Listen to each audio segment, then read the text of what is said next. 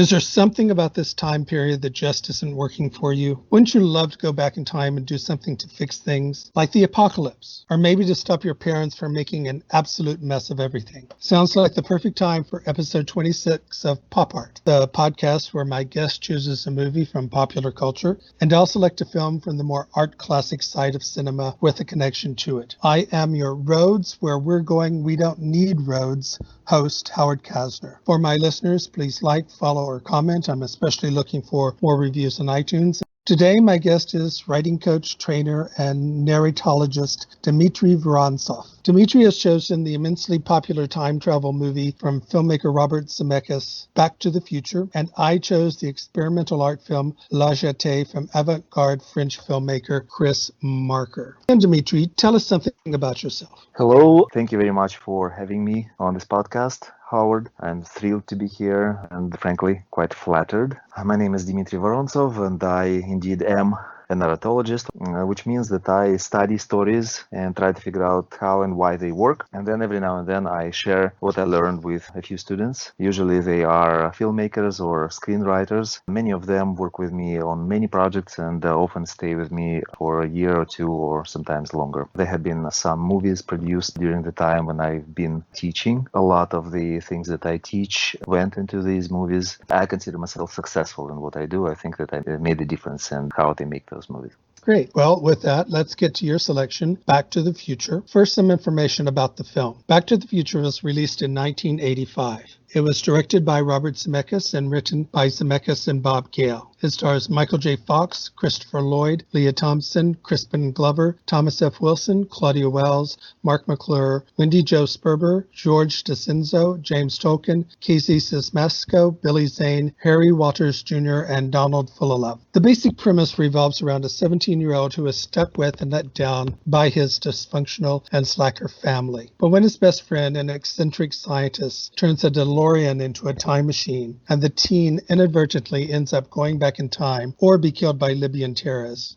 don't ask. He accidentally ends up preventing his future parents from getting together. Now he has to find a way to make sure they go to the prom, while the scientist's younger self must figure out a way to send the teen back to the future before our hero ends up never having been born. Why did you choose this film? To be honest, Howard, it was not easy because it would be probably much easier for me to choose a art house movie. When I was racking my brain trying to figure out which of the popular movies to choose, I was thinking which movies gives me the happiest feelings. And this one was one of those. My own personal story associated with this film is rather fun, and I thought that it would be a fun thing to talk about. I would certainly agree with you in saying that it's a feel-good movie that gives feel-good movies a good name. Absolutely. When did you first see it? As I said, I had a rather fun story about it. I saw Back to the Future Part 2 before I had a chance to see Back to the Future Part 1. It happened sometime around 1989, shortly after the movie came out. You may imagine watching the second movie first is probably one of the weirdest way to get familiar with the Back to the Future franchise. The second movie is based around the events of the first movies. Ideally, you would have to know what the hell happened in the first movie before you watch the second one, but no such luck. And that was in a faraway Siberian city called Novosibirsk. That's a huge city. It's a very scientific city.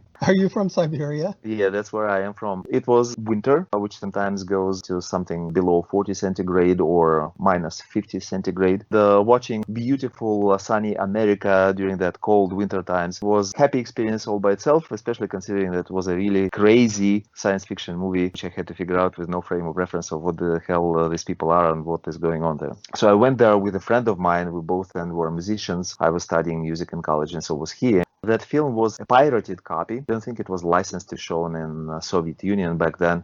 There were a lot of video lounges, I guess, video clubs all over Russia where people would just gather together and watch some American films. You have to pay money, like in a movie theater. Both came out of that film thinking that, unbelievably, there are some really avant-garde mainstream American movies with such a crazy story, which is really difficult to decipher. Buddy told me that this is one of the most insane science fiction movies he'd ever seen. That was Back to the Future Part 2. only a few months later, I managed to go and see Back to the Future Part 1. And I went to see that film with my father. That probably is also a little unusual way of watching Back to the Future, considering that the story is about a cool son trying to help out the teenage version of his nerdy father to become less nerdy. I invited my father because I expected an intellectual movie experience similar to the second part of the film. And we both had a lot of fun, realizing that it's a perfectly mainstream story. A lot of things that I remembered from part 2 became very clear to me. That peculiar way of watching that film really is one of the most memorable things that happened to me as far as my movie-going experience is concerned. The other thing is that in my family, it was my father who was the cool one, and I was the nerdy guy. It was funny to see the opposite dynamic on the screen and looking every now and then at my father, exchanging glances and laughing.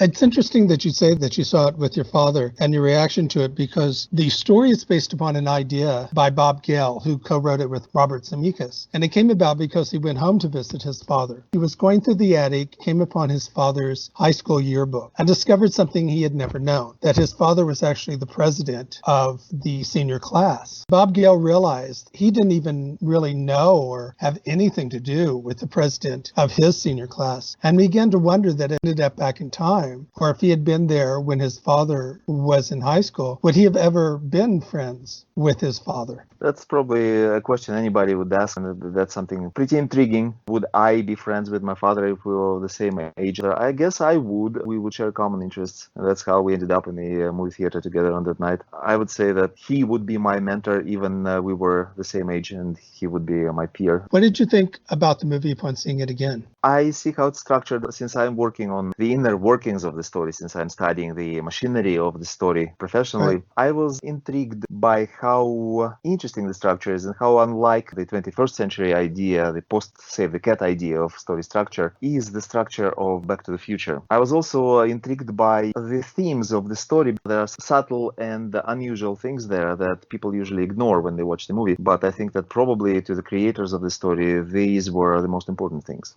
I guess I would ask you as an American, what do you think is the attraction of the American audience or worldwide audience? Why do you think it became popular? First of all, I'll start with talking about when I first saw it, which was under completely different circumstances than you, of course. I simply went and saw it at the movie theater. It was a lot of fun. One of the things that it has that a lot of conservatives today don't like, but I think is one of the things that very much appeals to at least the American audience, is kids always think they know better than their parents. If they had the chance, they could fix things and do a better job than their parents did. Here's this perfect fantasy of actually being able to do that. This teenager who's disappointed in his parents. This is all his parents are now. His mother is an alcoholic. His father is bullied. His brother works at a fast food restaurant. He's the only one who has any real aspersions beyond that. The typical, I'm going to be a rock star type teenage dream. And here he gets to do the one thing that almost every child would love to do, go back and correct his parents' mistakes. It also, though it was a little criticized at the time for just toying with it, it sort of deals with incest and the Oedipus complex of finding yourself attracted sexually to your mother, which is why Disney eventually decided not to finance the film. It's also just a very well-made film. Technically, the U.S. has always traditionally had the greatest technical abilities in making film and making all art. So it's also just a technically superior film in many ways. Does that answer some of that? It doesn't. Actually, you told me something that I didn't expect to hear, but it resonated with me because I do think that most of successful movies are in some ways wish fulfillment fantasies. It's very clear that you're absolutely right that this is exactly the kind of wish fulfillment of making the life better and fixing it that this movie probably triggers in the souls and the minds of viewers. And of course, that fantasy is very pleasant. It also, in a way, rational because it's a rational approach. If something is not working, we take action and make it better. It's optimistic. All of that probably is what makes the story so successful. Also, very well targeting its audience. It's a teenage movie, and everything about that movie is all about teenagers and teenagers' aspirations, teenagers' problems, confusion about the future and the relationship with parents, with the family, with friends, with girlfriends, boyfriends, and so on. So all of those themes saturate the movie and are presented in such a nice package and such a shining wrapper. I do find it strange, though, because that movie may not have happened. Robert Zemeckis and Bob Gale were both on the verge of losing their careers only a few years before. I know that 1941, which they wrote, was a huge flop. They did Used Cars and I Want to Hold Your Hand, I which believe were both of excellent those films, in addition to 1941, were also rather unsuccessful in the box office. So these two guys had already the reputation of being... Right, of not being able to create a film that makes money. They were consistently praised by critics. They were ignored by audiences pretty much. They were a little bit too wild. They probably were having a little too much fun with what they did. That's a good observation. When I think of those three films, they're doing their own thing and they're having fun doing it. They're not really doing something to necessarily please a wide, massive audience. This is just something they find fun and they're going to make it as fun as they can. Based on what I read a little bit in preparation to this podcast, I was surprised to find out that Back to the Future existed as a project since probably about 1980 or 1981. It was bounced back and forth between the studios and nobody really wanted it. They went to Steven Spielberg with the screenplay and he wanted to produce it, but they pulled back because they did not want to be known as the guys who can only make a movie because Spielberg is their buddy. Right. What it took for them to make that movie is the previous movie, Romancing the Stone, Was a which huge was hit. more mainstream and less insane in its creativity, became immensely successful, at which point they could pull off pretty much anything. That started the second wave of Robert Zemeckis' career as a kind of writer-director who would recently end up in a movie by Charlie Kaufman, I'm Thinking of Ending Things. It is interesting to note that Robert Zemeckis did indeed direct Romancing the Stone, and it was such a hit. But Bob Gale did not write Romancing the Stone. Yep. He had to go outside of their partnership and make a successful movie. Precisely, which makes me suspect that maybe the Gale was the crazier one of the duo. Robert Zemeckis has gone on to have a very successful career with movies like Who Framed Roger Rabbit. If you look at Bob Gale's career as a writer, it has gone nowhere. The vast majority of his films after this are video games based on the Back to the Future or short films based on the Back to the Future. He really hasn't done anything since this trilogy that's of any note. Mm-hmm. What are some of your favorite scenes from the movie? What are some of the high points for you? I'm glad you asked because I was actually thinking about that a lot. And one scene that is probably my absolute favorite is the episode in which Beef Tannen is bullying the father in the very beginning of the movie. The moment when Beef Tannen crashed George McFly's car, when Marty comes back expecting to go out on a date next day, and the first thing he sees is that car has been wrecked. Beef Tannen, played by Thomas F. Wilson, is in the house acting like it's his house. That scene, I never appreciated much when I was much younger and watched this movie for the first time, but when I recently saw that movie again, that scene blew my mind by how great Thomas F. Wilson was. He's awesome. He's relaxed. He is in charge. He is playful. He's really amazing actor, actually. Bob Gale has said the character to a certain degree is based upon Donald Trump. Looking back at that movie now, from the time that we know what happened to Donald Trump, certainly adds a whole next layer of fascination with the story, especially considering the sequel, Back to the Future Part 2, and all these anti-utopian things that happened in it. And I guess in many ways we are living that Back to the Future Part 2.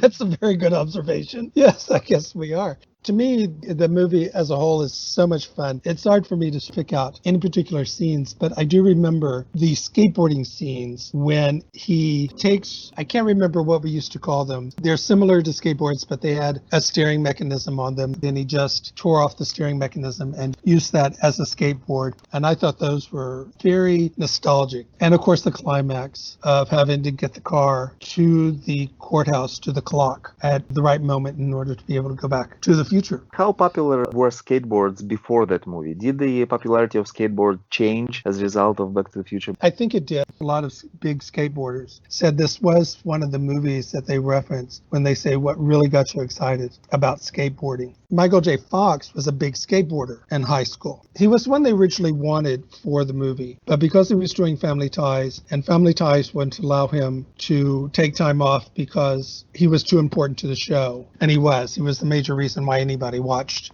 that show. They got Eric Stoltz, and Eric Stoltz couldn't skateboard. It also became clear that he was not right for the role. He wasn't a comedian. He was a dramatic actor. He was taking it apparently far too seriously. Finally, they went back and made a deal with Family Ties so that Michael J. Fox could take over the role. While Michael J. Fox was filming Family Ties during the day, Monday through Friday. He would then go and film Back to the Future at night and on weekends. And he said it was an absolutely horrible time for him from that perspective, but he really wanted that film. But he said that in high school, he was a lot like Marty McFly. All he was interested in was skateboarding, music, and girls. Speaking of music, another scene that I absolutely loved and actually put it into practice was where Marty McFly plays Johnny B. Good, sings it and plays the guitar and goes all crazy and improvises. That scene made a huge impression on me, and I swore to myself that one day I would actually find a way to recreate it in person. I studied in the Conservatory of Music then. I got a chance to play at a concert for some big and important government officials. They rolled out a Steinway. It was my dream to play the Steinway. It was very rare. I was supposed to play some Chopin or something else, and I decided to prank them, and instead I did impersonation of, not of Marty McFly, but of Jerry Lee Lewis on the piano. I did do a pretty good job, even if I do say so myself, because I shocked the hell out of them with Sandy and with jumping on the chair, and then I did a backflip at the end. Our oldest piano professor came backstage and kissed me. She kissed me right on the lips, so it went a little longer than we both expected. For the few months afterwards, we tried to avoid each other in the corridors.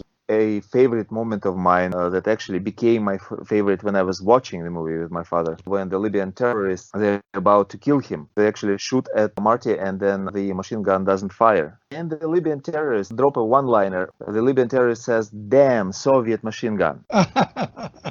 Hearing that line in a Soviet movie theater resulted in the entire movie theater lying down on the floor laughing, cracking up, because we knew that Soviet-made stuff is usually crap. That probably was the funniest and the highest moment when I watched it.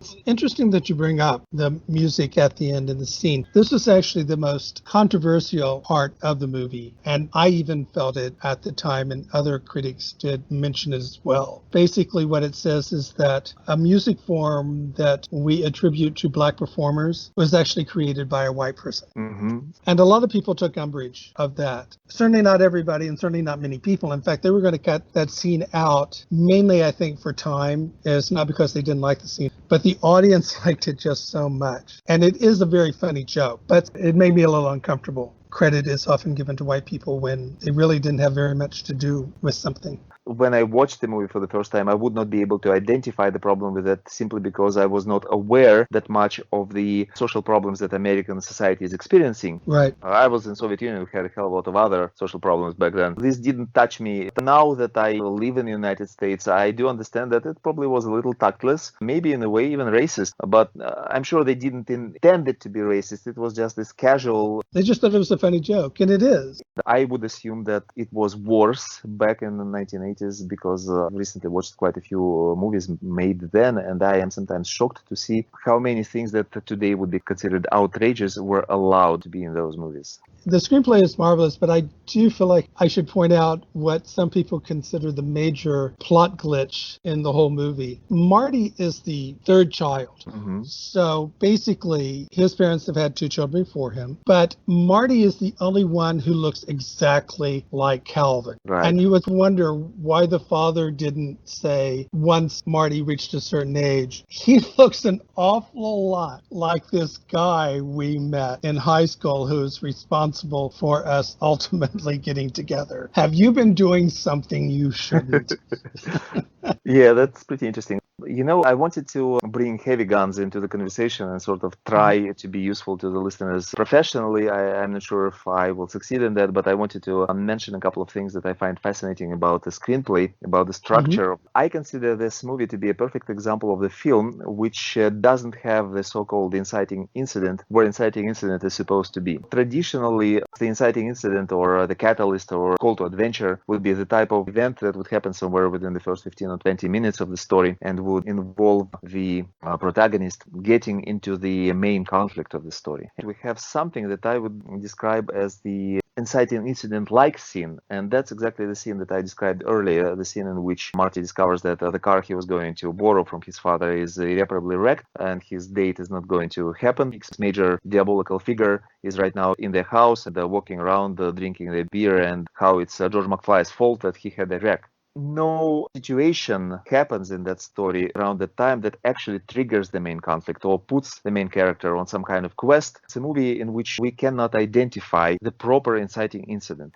I think you have a very good point there. I think there is an inciting incident, but it certainly doesn't come where it normally would. It comes much later. And that's when Marty McFly gets hit by the car. Absolutely right. And I am so glad that you named that, because a lot of people would be tempted to say when he goes back to the past, but that's not an inciting incident. That's just the beginning of the actual story. But when Marty gets hit by the car, that is an inciting incident. It has a very long prologue scene, is what the movie has. Exactly. The main story is wrapped into another story, which is not as intense. The story has a prologue and the epilogue. The main story really only starts in the second act. Right. Yeah, that's a great observation, structural-wise. The interesting thing about that, why I find this fascinating about Back to the Future, is that this really reveals the main problem of the protagonist. That problem is set up early in the first act. I am fascinated by that because I find the rather unusual parallels between Back to the Future and the ideas from Aristotle and Greek tragedy, and also the ideas of Christianity that could be directly incorporated into this film. Very often when we write screenplays, we look for the fatal flaw of the main character. We look for something that is called hamartia, which is something that makes the character imperfect in a very interesting way. So traditional view of hamartia, as expressed by Aristotle, was that it's a flaw that will destroy the main character by the end of the tragedy. Christian approach to the same term, hamartia, is very different because they see it as the analogy of the original sin, as the original imperfection in all human beings, which can be absolved. It's a Christian approach to drama that we see in most of the mainstream American films, in which people suffer from the kind of imperfection in the beginning of the story, and then they take action and improve themselves and become better at the end. I think Back to the Future is an amazing illustration of this type of hamartia, because Marty McFly seems like a really cool dude. He's awesome. He plays guitar, he's relaxed, he's uninhibited, but he has a major fatal flaw.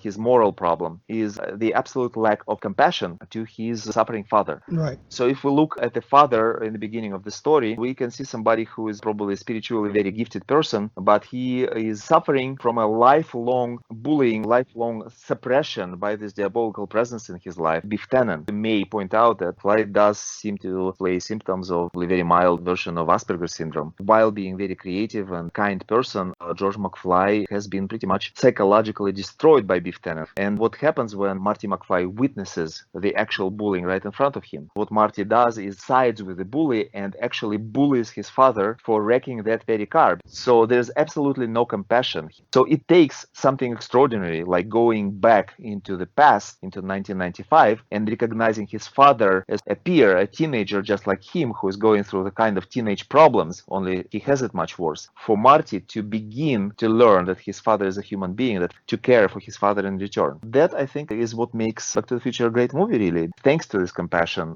Marty manages to change his father as a person and helps him to become uninhibited, free-spirited, and creatively fulfilled. That makes me cry almost when I'm thinking about it.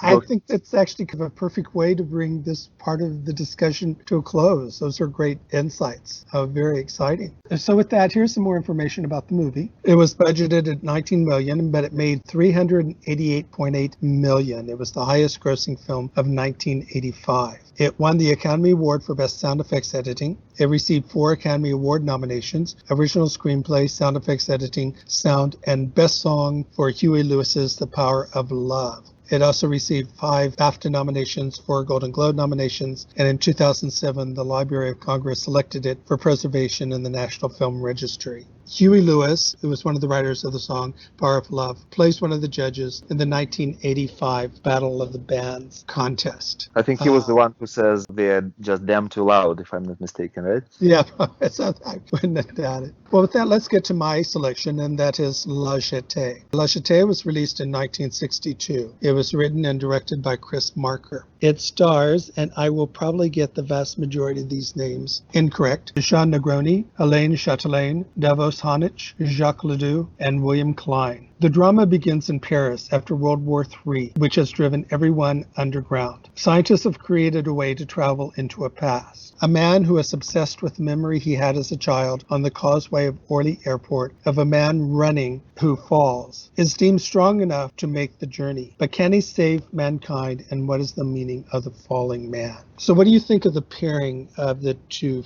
films? I think it's amazing. I think that the pairing could be seen not only as formal, because both movies deal with time travel, but also as thematic as well, because both movies deal with transforming the future by going into the past. So I think that's a perfect choice.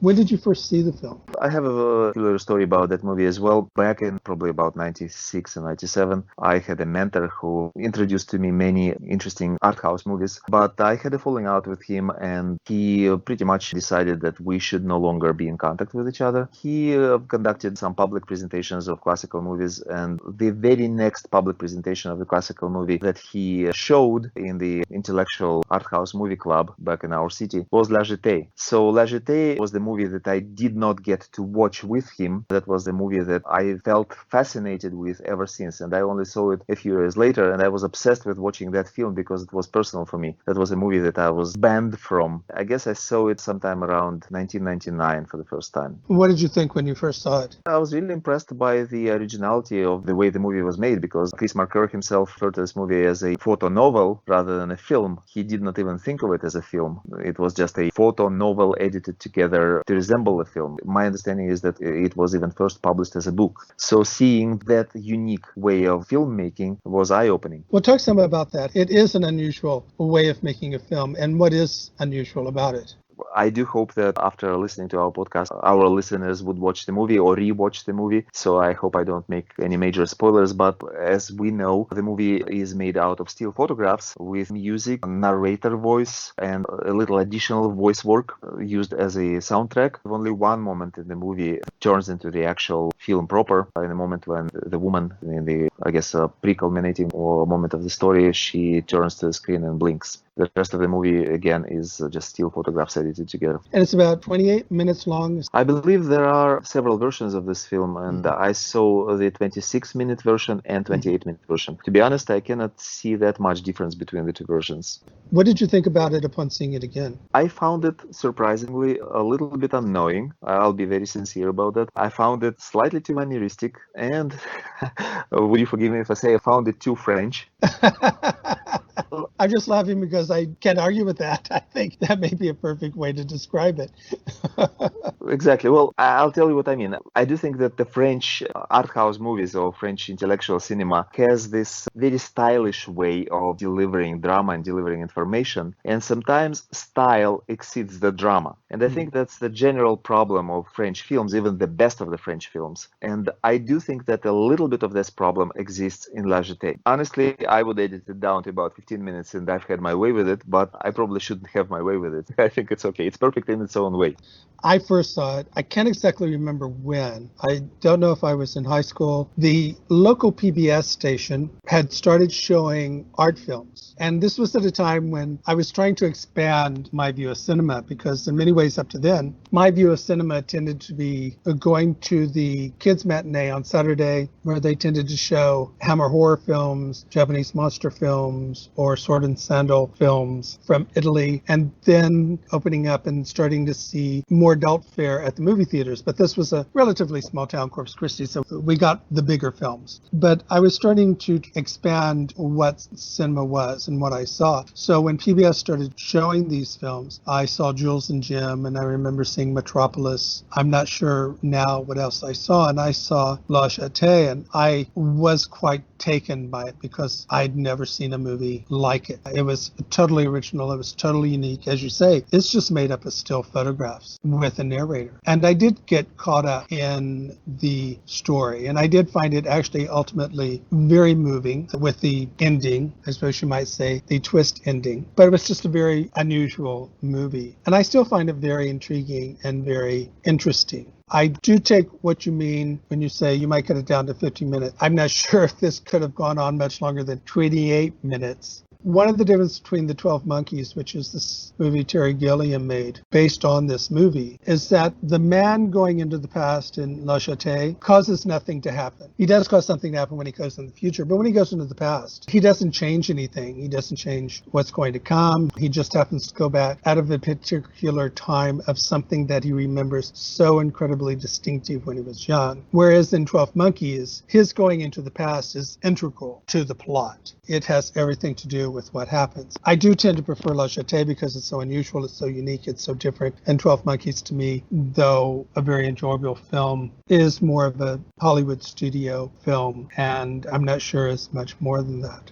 I suppose my favorite scene in this one is when they go to the museum, the Natural Science Museum, and they're looking at the stuffed animals and birds, things like that. That's just a beautiful set of scenes that somehow really affects me. I'm not sure why. I sometimes think all these animals are dead, which they will be in the future after World War III as well. It's almost a foreshadowing of what's to come. What are some of your favorite scenes, or what did stand out for you? I see this film conceptually, so for me, it's difficult to identify a favorite scene in such a short movie. I would say that I was immediately enamored with the actress, Hélène Chatelain, who's, I would say she's my type.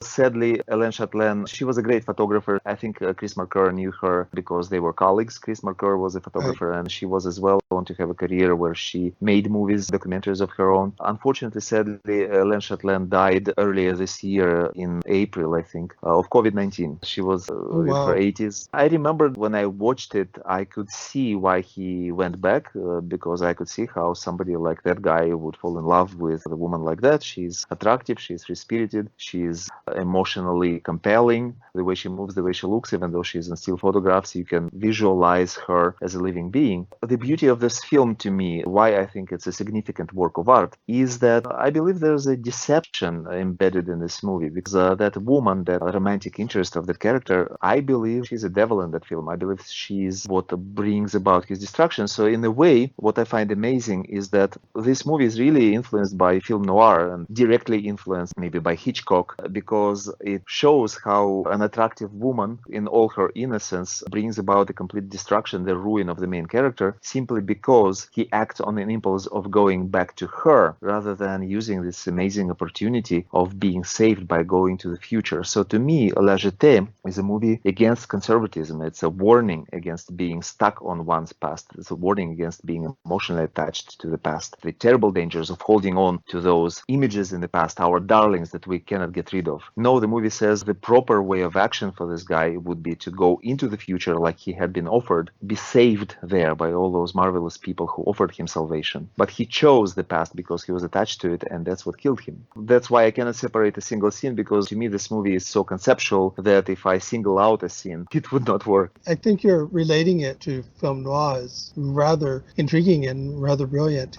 And that is true. He is destroyed by his love or his obsession with a woman. And so with that, she becomes a femme fatale. And of course, we all know just how hugely influential film noir was for French filmmakers. One of the perhaps most influential aspects of the French New Wave and what came after that. And we can see the similarity between that female character and, for example, Patricia Francini from Jean-Luc Godard Breathless, another famous, super attractive and sexy femme fatale in a film noir type of intellectual cinema that came from France. And we can find many similar characters in that story. So I believe that there's something to be said in seeing her as a negative character or somebody who destroys the protagonist. Right. Are you a big Chris Marker fan? Have you seen any of his films? I should see more of his films, but I haven't. So I would not claim to know his work very well. They had a retrospective here maybe 10 years ago in LA at the American Cinematheque, where I saw La Jetée again, probably at that time for the fourth time. I mean, it's not hard to see La Jetée again and again. It's only 28 minutes.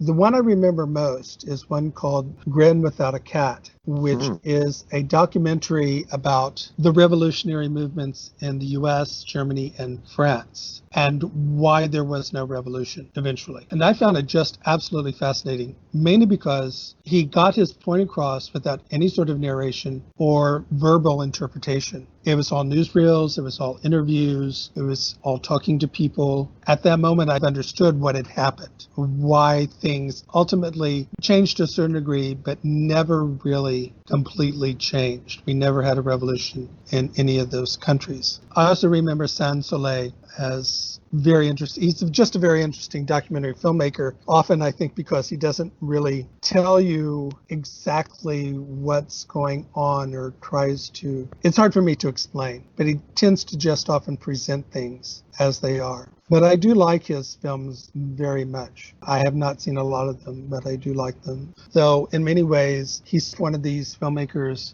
that I can't seem to want to recommend to any of my friends because they're not into anything that's too far outside of what most movies are, at least in the US. They like the studio films, they like superhero films, horror films, genre films, other aspects of film, the aesthetic aspect of film, the philosophical underpinning of films just doesn't interest them very much. So Chris Marker goes into my list of people where I go, I think he's brilliant. I just can't imagine any of my friends would ever like him. Mm-hmm. I think Godard is one of the greatest filmmakers ever, but I could never show them to my friends because I think they would just go, I don't remotely get this way of filmmaking. And also the same for people like Tarkovsky. I love Tarkovsky. A lot of people love Tarkovsky, but I think my friends would find him mind-numbingly boring. I hate Tarkovsky.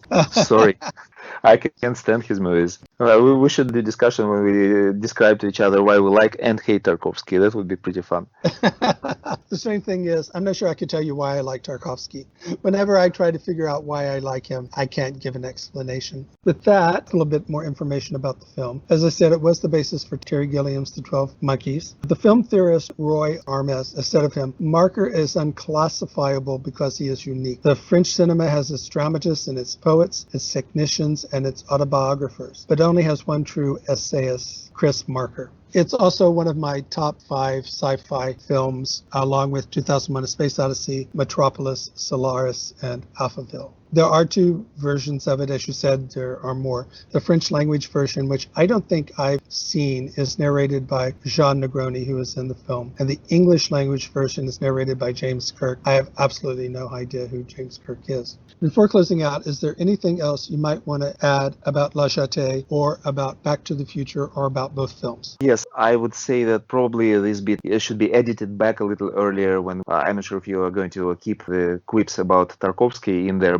In any way, I want to tell you that I do have a little bit of a grudge against Chris Marker for one specific reason. In the titles of La Jetée, the music to the movie is composed by an English composer named Trevor Duncan. Indeed, it's true, and there are some bits of Trevor Duncan's music playing there, but what he neglected to mention, and that kind of really is personally significant for me, is that he uses a lot more music by a fairly forgotten, unknown Ukrainian composer named Pyotr Goncharov. All the beautiful music that sounds almost like Johann Sebastian Bach in La Jetée, that's actually not Trevor Duncan at all, and it's not mentioned in the titles. That music belongs to Pyotr Goncharov, who was a church composer. Pyotr Goncharov had a very interesting life. He was born in the late 19th century in Russian Empire. He grew up to be a church singer. He studied in St. Petersburg Conservatory under a Reinhold Glier. He studied composition, conducting, and in many ways he was kind of like me. He had my kind of life story. During his early 1920s, he lost his vision due to the illness. And even though he was blind throughout the 2/3 of his life, and he lived a very long life, he was born, I believe, in 1888. He died in 1970. He was a very active musician in Ukraine. He founded many important musical groups there, and he conducted in the Kiev Opera, which is a pretty big and important opera theater in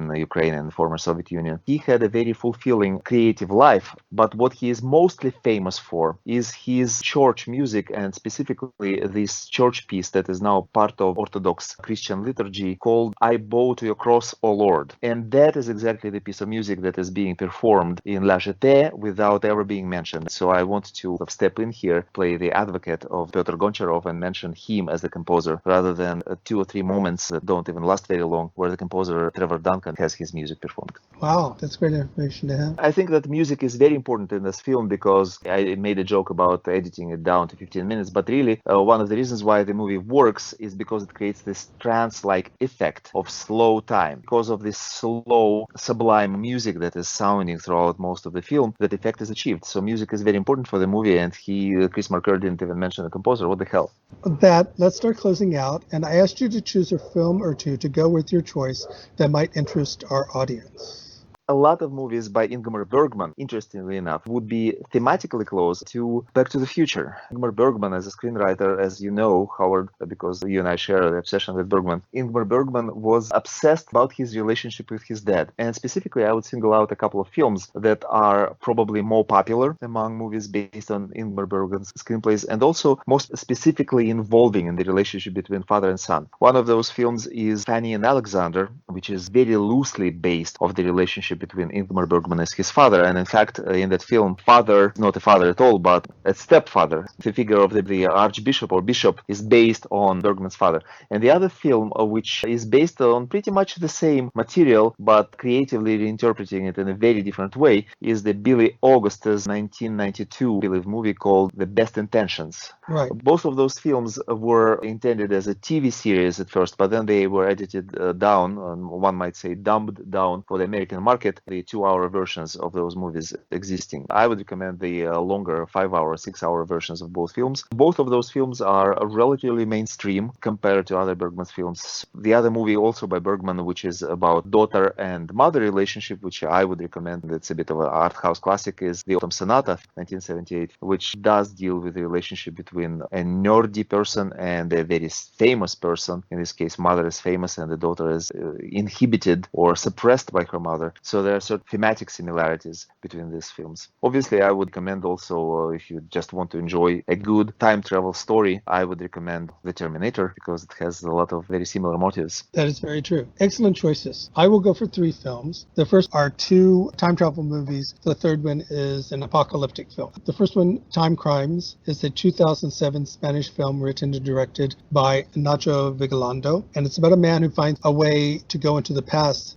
but he ends up making things worse and worse in the present. So he has to keep going into the past to try to fix things. The next one is Predestination, which is a 2014 Australian film in which Ethan Hawke is sent back in time by a time agency to prevent unwanted events from happening while chasing an unidentified terrorist. The third film is The Quiet Earth from 1985. It's from New Zealand, directed by Geoff Murphy, about a man who wakes up to find himself to be the only person on Earth. Everyone has disappeared, or so at first he thinks. He does eventually meet 2 other people, but tensions between the 3 might mean the world will be left with nobody to inhabit it. Though no credit is given, it's really basically a remake of an early, I can't remember if it's from the 60s or 70s, American film called The World, the Flesh, and the Devil. Wow, that sounds like something I would want to watch immediately. One of the most interesting things about The Quiet Earth is when you find out why he's still around. It's a very interesting premise. Can I throw in a couple of suggestions also based on Jatee? One film that for whatever reason remains rarely watched in the United States, and it's a shame because it's one of the greatest films that I know, is called Jetee and Back. I Love You, I Love You. It's a 1968 movie by Alain Resnais. Alain Resnais is probably most famous for his film Hiroshima Mon Amour. He was the early collaborator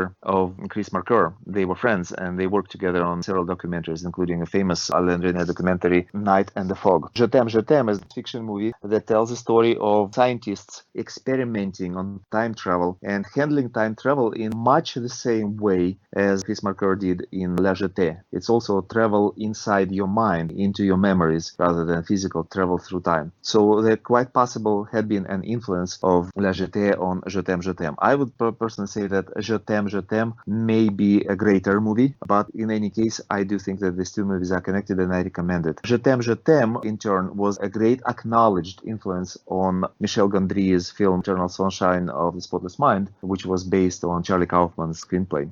Also, I would very much like to attract the audience's attention to a movie called Suzhou River, directed by a Chinese film director Lu Ye. Suzhou River is a very interesting, unusual variation on Hitchcock Vertigo. Since Chris Marker was obsessed with Vertigo and somewhat reinterpreted it in Jetee, it would be interesting to see how elements of Jetee and elements of Vertigo converge in this Chinese movie. Great. What is next? What should we be looking for from you? Thank you very much for asking that. I would very much like to have another podcast like this with you, Howard. That would be great. That's definite. What I wanted to mention, and I hope you forgive me for the shameless plug, there are Superstar Screenwriters, which is my business, are proud to announce our first ever screenwriting contest. Officially, it's our first ever. We ran a test contest a year ago. On November 2nd, we are starting the real one, and the applications are now open. It won't be a contest in the traditional sense. It will be a little unusual. it would be an interactive learning contest. You do not come into that contest with the screenplay already written. You create your project while you're taking part in the contest. The way it's done, we will provide a very clear and explicit